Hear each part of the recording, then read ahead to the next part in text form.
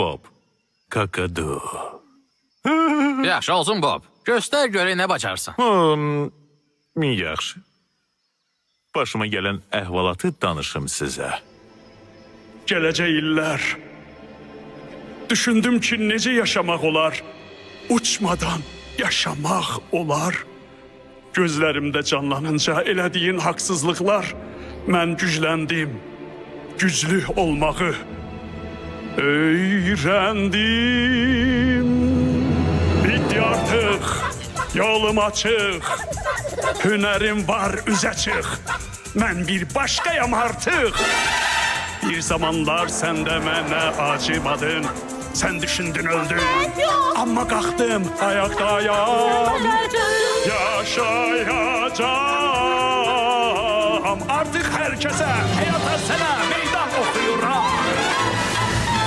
Mən barışdım bax həyatla. Gəldim eşklə çırpınır. Yaşayıram. Yaşayırsan. Yaşayacağım. Həyatda qaldım, mən ölümün gözünə dik baxdım. Çox çalışdım, ayağa qaldım. Sən güclüsən, mən səndən də güclü. Diqqət et, çıxaram qarşına.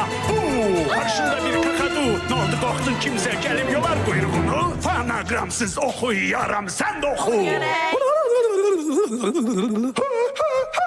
Əlaldır. Yoluma çıxsan əgər, mən bilirəm neynərəm. Məni alçalma, sənə cavabını verərəm. Məni yarışda utsan, udanır da deyərəm. Tacımı ver mənim, boynum kal mənəm, gözlü gözlü. Mən gəlirəm, mən